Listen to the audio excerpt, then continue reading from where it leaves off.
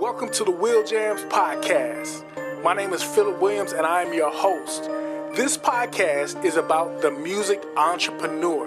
It's about how to create and develop a music brand that not only inspires other music entrepreneurs to excellence, but it empowers them to pay it forward. Never stop the music. Don't stop making the music that's inside you.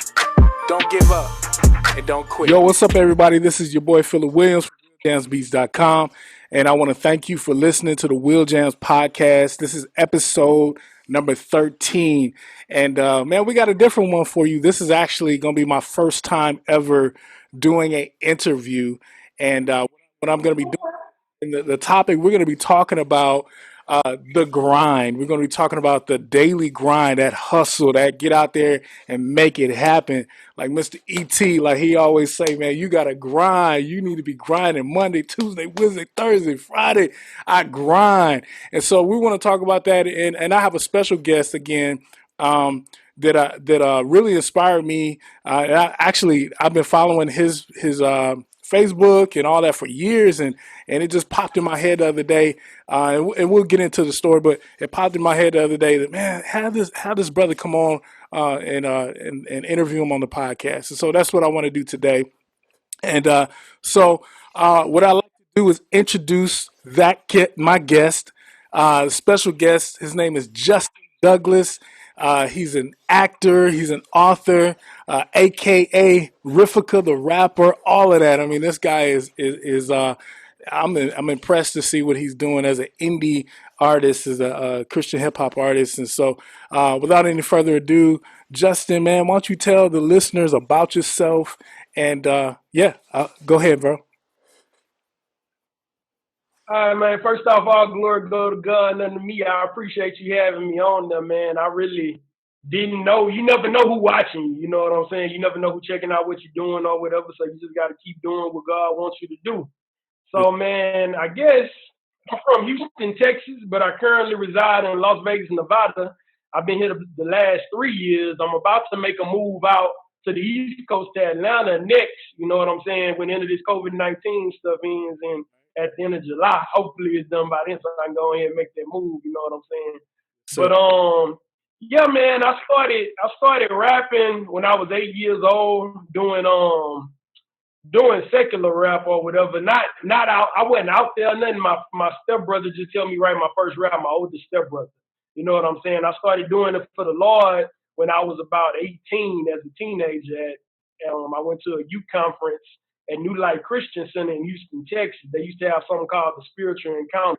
And I was motivated because they would have Wednesday night Bible studies, and at the Spiritual Encounter, they really geared it towards teens. They would have a DJ spinning Christian rap, and we would walk up in there. So I started being curious about it then, but then the Lord really worked on me when I was at the Spiritual Encounter through a minister named Minister Benja Burt out of, I think, Detroit, Michigan. He was preaching. He said, Christian artists are the trees, while secular artists are the grass. They constantly get cut down while we grow and last. The Holy Spirit really started working on me because at that point, you know, I was writing, you know, secular raps big back then. No Limit was real big. Cash Money was real big. So I would write those type of raps and rap them for my classmates and put them on like a bootleg mixtape playing for them and stuff. And they would say, man, you got something, you just need production, because I would use other people's beats from off of, you know, sites. I guess it was Napster back then where we would get those instrumentals from and all that. The Lord really started working on me. So after that conference, I started using my talent for the Lord. You know what I'm saying? Started then. So back in summer 2002, that's when I really started doing it. So it's going on 18 years that I've been grinding and doing this for the Lord. And along the way, there's been a lot of people that have helped me. You know what I'm saying? Like Mike D from New Camp Entertainment. He don't do Christian rap anymore, but he was very instrumental in starting me out and giving me that opportunity. I remember I used to have to make like bootleg beats with like a karaoke machine, a tuba, a drum machine, and a keyboard. I used to play everything for 4 minutes on the drum machine, play the beat. Then I would go back, I'd play that.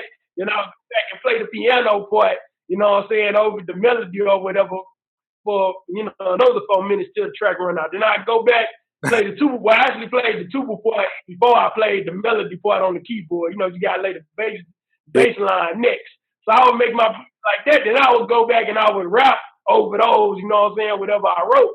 And I didn't know what to do, so I took my Christian rap CDs and I looked on the back, and I would just call the labels. You know what I'm saying? And if they didn't pick up, which most times nobody did, I would get some headphones, plug them in, and then play that.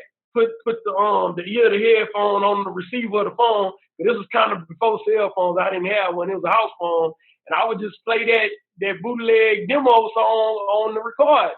You know what I'm saying? And one day, Mike D hit me back about 5 minutes later. He said, "Man, I was listening to you.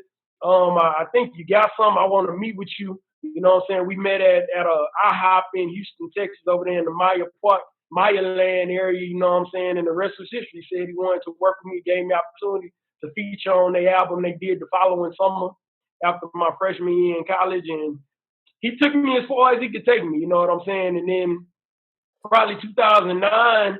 He kind of stopped doing it a little bit, and I just took it from there because I knew the Lord still wanted me to do this. You know, when it comes to the acting, I've been acting since I took interest in acting when I was 6 years old. My mom started taking me to like different casting calls and stuff like that. I didn't get anything, you know, but I remember auditioning. You know, I don't remember. I think it was like some Campbell soup or some McDonald's or some type of commercial. I don't know what it was, but she ended up enrolling me in the Ensemble Young Performers program in Houston, Texas. I went through that when I was 8 years old for the first time, and that's where I got my training in acting. Then about 4 years later, I went back again and I did it again.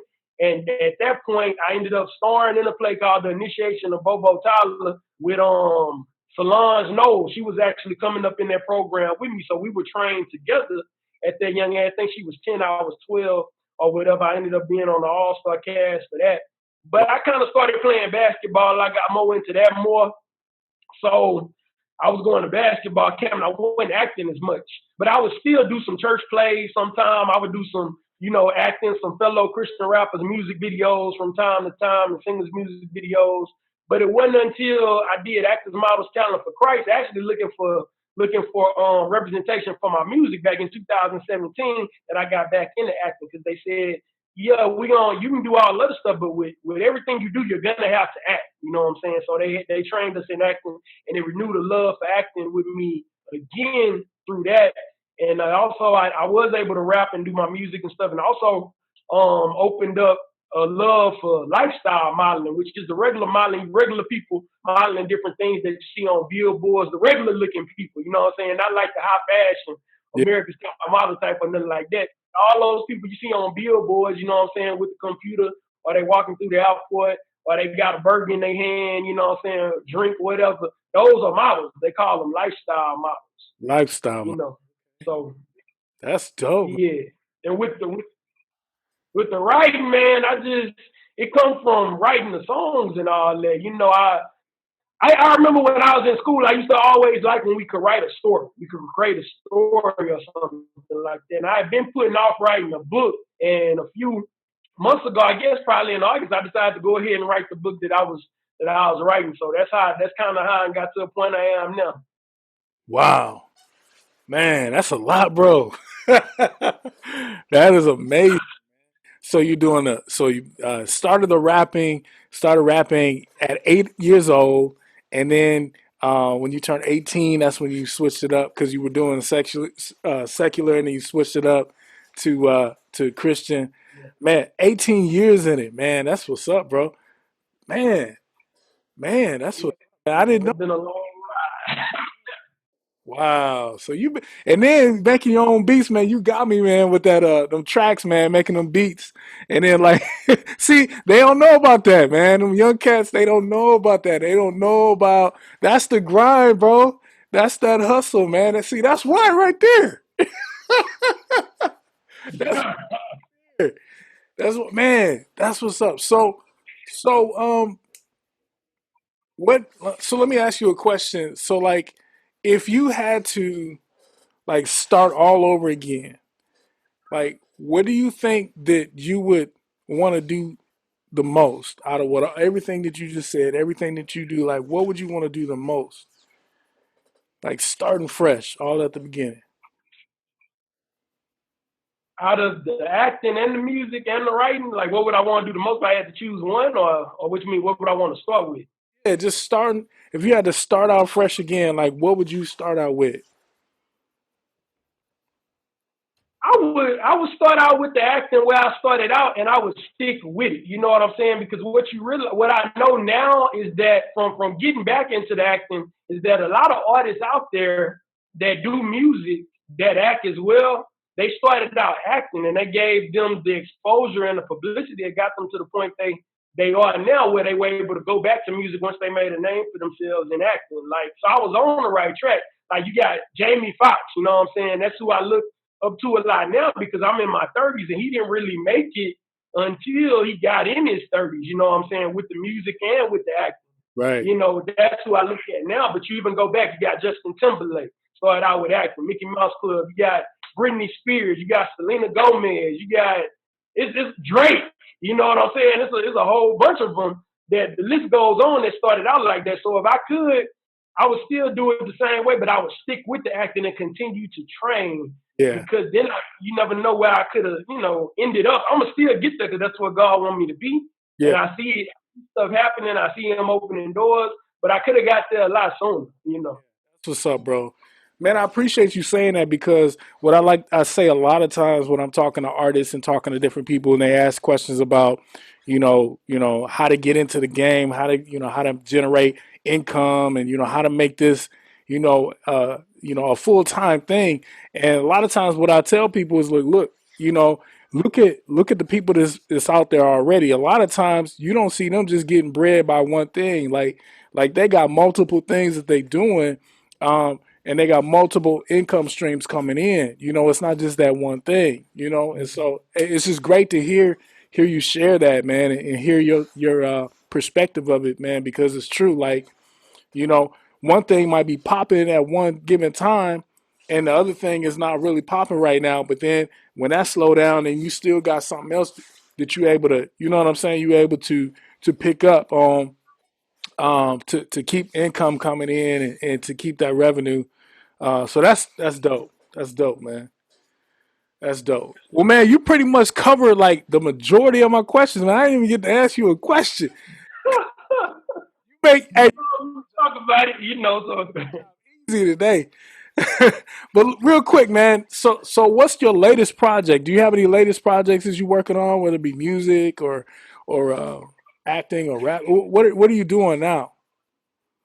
Yeah, man. Well, currently I'm pushing my musicianary mixtape. It came out March 21st. Okay. So that's my latest project. This is actually my I would say my 7th project. I was saying my 6th, but last night I saw my old EP from way back in the day. So I'm gonna count that too now. I'm gonna say that's my 7th project. So I have an EP, 3 albums, and 3 mixtapes now. I'm pushing that. I'm also pushing my new book that came out in February called The Power of the DM, Free Online Dating Tips for Men. You know what I'm saying? I wrote that book because a lot of men, everything is online now. And I would see a lot of men go in women's inboxes, but they really were coming at them wrong, and women were putting them on blast. You know what I'm saying? They screenshot for their friends and all that kind of stuff and show what the guy said. So, I mean, since the majority of, the way that I would go about dating and stuff when I was coming up, even from back in the day when they had a site called Black Planet, all the way up until I got with my most recent girlfriend, you know what I'm saying, on Facebook. I met her through a Facebook group. But I've used all the different channels, you know what I'm saying, all those different social media sites, the main ones, to meet women. And I wanted to kind of give back because I don't really feel like I need that anymore. And I had been saying I was going to write a book about it because when I would talk about it, like at weddings or whatever, with groomsmen, we was getting ready and stuff like that, they would always be intrigued when I would talk about it. So I was like, let me go on here and write a book. So my girlfriend is an author, you know what I'm saying? And I was like, okay, if she can write a book, that inspired me to write a book. So I went on ahead and wrote it and got it out there. So I'm glad. And I'm going to write more in the future. I plan on writing a poetry book next.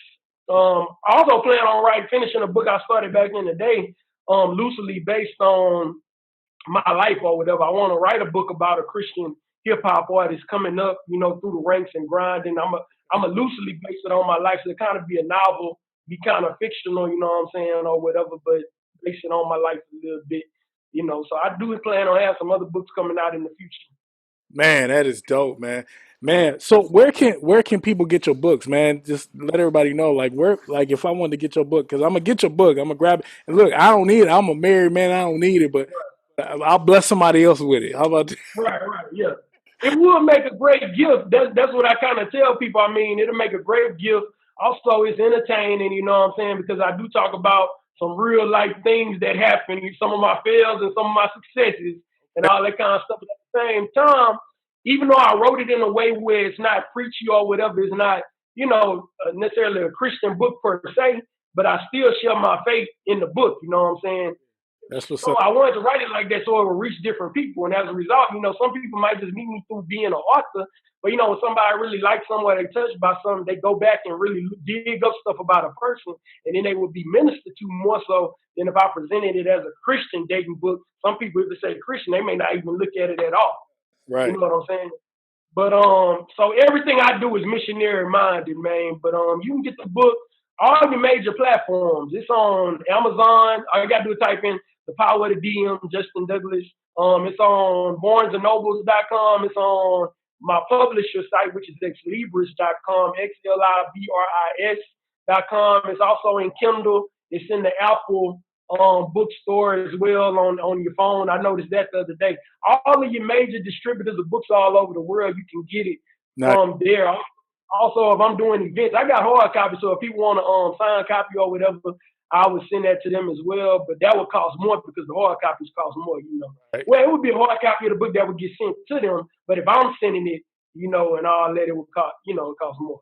Yeah, for sure, for sure. Man, that's what's up, bro. Man, congrats on everything that you're doing. Congrats on the new book.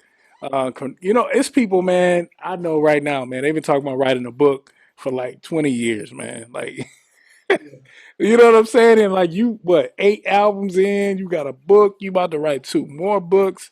You just dropped a mixtape. Like, you know, I guess what I want to know is, like, what drives you, man? What keeps you? Because there's a lot of people that's stuck, man. They stuck. They got all these ideas, but for whatever reason, and I seen a quote the other day. I seen a quote by Grant Cardone. You know who Grant Cardone is, right? Oh yeah, man. I read the 10X rule, man. There you go. I mean, like you 10X and everything, man. Like he said something the other day. He said the ideas are not where the value is. The ability to execute is where the value is. Yeah. Man, it hit me like a ton of bricks, man. You know, Uncle G, man, he always throwing them gems out. But it's like, you know, like I feel like the difference from one person that's going to be successful and the person not going to be successful is getting out there and doing it, man. Like getting out there and taking action and doing it, man. You know, so what if you never wrote a book? Look, like this is my first interview, man. This is my first one, man. I'm nervous. I'm like, okay, man, what I'm supposed to ask? You know, what question I'm supposed to ask? But you know, I said, look, I'm just gonna get out here and do it. Yeah, you doing good, man. 8 albums in, it's like for the listener, the person that's listening right now that has not, you know, they want to drop a CD, they trying to drop a single. It's like, what would you say to them to get them to go to that next level? You know what I'm saying? To drop that first single, to drop that first mixtape, that first EP. Like, what would you say to that person? You just gotta do it, man. I mean, from my experience, you gotta find what your calling is. You know what I'm saying? And then once you start doing it, God will open doors for you. You just gotta start. You Yes. know what I'm saying? Once you start making an effort, you'll see God just opening different doors with the finances or different people to help you, different producers, different engineers and things like that. You know what I'm saying? He brings it to you. You know, I don't know, man. I was always the type of person where my parents brought me up, especially my dad, Justin, never quit nothing you start. You know what I'm saying? I always had ambition. I wanted to be something. You know what I'm saying? I wanted to be somebody. And I always think about the parable of the talents. You know what I'm saying? They're like, I love that story, man, because I don't want to get back up to heaven and then God be like, what did you do with this talent that I give you? So I'm trying to exhaust all the talents that He gave me while I'm here and while I still can do it. You don't see success, you just gotta start. It's like Nike. I mean, it may seem cliche, but just do it. You just gotta do it. Once you do it, you done it. That's what's up, man. Wow, man. Is there anything else you could leave, man? Just for our listeners, man. Because I'm telling you what, man, you just dropped some jewels, man. And if you're not inspired after listening to this, man, I don't know. I don't know what else to tell you, man. Like like this man and just dropped. He didn't drop like eight albums, man. And I know it's a lot of people out here doing it, but man, it's just great to see that, especially a young man in his 30s, man, in the Christian hip hop arena, man. Like you making things happen, man. Like you're not signed with a record label. You know what I'm saying? Like this is you doing this, and God, right? Yeah. Like I'm sure you probably had a ton of opportunities to have an excuse for why you couldn't do something. You said why I couldn't do something? I had a lot of excuses why I couldn't. Yeah. Yeah, man. I don't know. I've tried to quit. You know what I'm saying? To be honest with you, I have tried to quit. And every time I try to quit, God has sent somebody across my path to ask me, you know what I'm saying, check up on me. Like, you still doing music? Which at first it was Mike D. You know what I'm saying? I used to be making a whole bunch of beats. I had Fruity Loops and I was making beats. I wasn't writing a lot. And he was like, you still writing, or you just making beats all the time? You know what I'm saying? Even up until recently, well, on the mixtape, you heard it. The guy, the DJ out of England, you know what I'm saying? He had connected with me because he saw my different music video on Rapzilla. And he asked me, he was like, are you just acting now, or are you still rapping? You know what I'm saying? Then some frat brothers asked me if I was still rapping, and it kept hitting me. I was like, okay, God's trying to tell me I need to continue to rap, because obviously there's a need and people want to hear what you're giving me to say. You know what I'm saying? So I got to keep doing it. So I'm not allowed. The Holy Spirit won't allow you to just sit on that talent. And here's another gem. I'm not sure if I answered the question or not, but if not, we got time. You could ask me again. But here's another gem that comes to me. You have to. You're gonna be discouraged on this path. You know what I'm saying? Yeah. But you also have to feed yourself positivity, positive things. You got to read. We talked about 10X Rule by Grant Cardone. You know what I'm saying? I always make sure that I read those self-help books, like How to Win Friends and Influence People, Slight Edge, you know what I'm saying? Purple Cow. You know what I'm saying? There's a whole bunch of books I've read through the years that have helped me get to the point I am now and continue to encourage me and let me know I could do this. I mean, I went through, people say what they want about MLMs or whatever. You know what I'm saying? I used to do Amway back in the day. Okay. You know what I'm saying? There was a lot of positivity through that. I don't do it anymore. I only did it for about 3 years because I realized it was taking a lot of time away from my music ministry, which is my passion. You know what I'm saying? That's what I want to do. Yeah. But from doing that, it taught me a lot. It got me reading those books that I wouldn't have read, you know what I'm saying, if I didn't go through those programs, you know what I'm saying? Yep. Different things I've, plugging myself into these different things like Actors Miles Talent for Christ, Hollywood Access Inc., which was an acting school I just recently finished going through here in Las Vegas. They would have nights where they would informed entertainers meeting where they would encourage us to continue on that grind, continue training, all that kind of stuff. You know what I'm saying? You have to plug yourself into that. You got to get yourself around like-minded people. Because if you around people that's not where you at, you know what I'm saying, you need to get around people that's where you want to be, or that's going to help you get where you want to be, or you're not going to get there. I mean, I know a lot of people got a lot of negativity, and that's why they stay stuck, because they don't have any good coming in there. It's like trash in, trash out, good in, good out. We got to combat that negativity that's coming at us to keep us stuck and keep us in poverty, keep us in debt, keep us struggling and from getting to the next level. Yes, sir. Wow, man, you hit it right on the head, bro.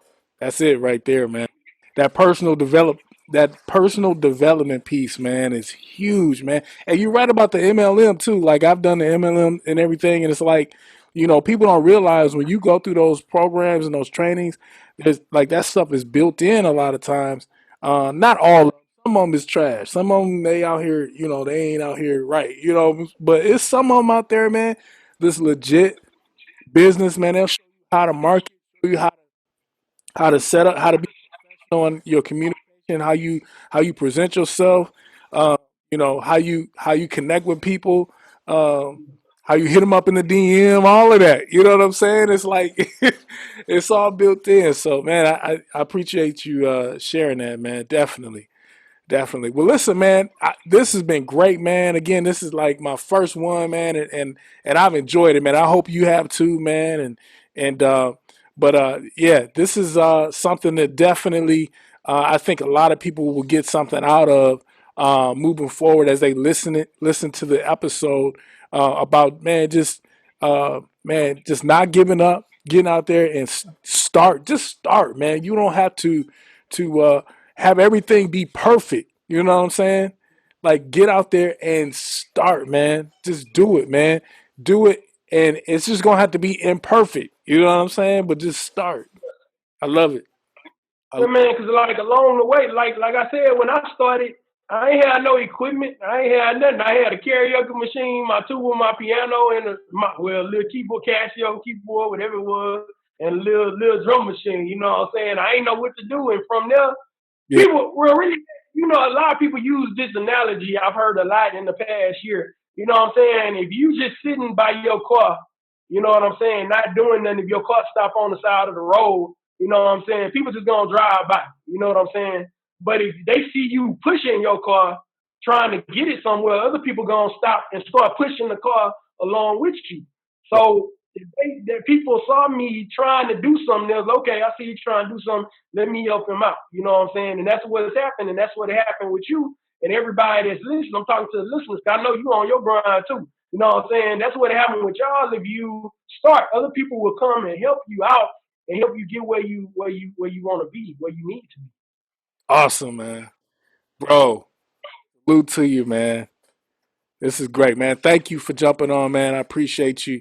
And so we know we can go and get your book everywhere. Like everywhere they sell books, we can get your book.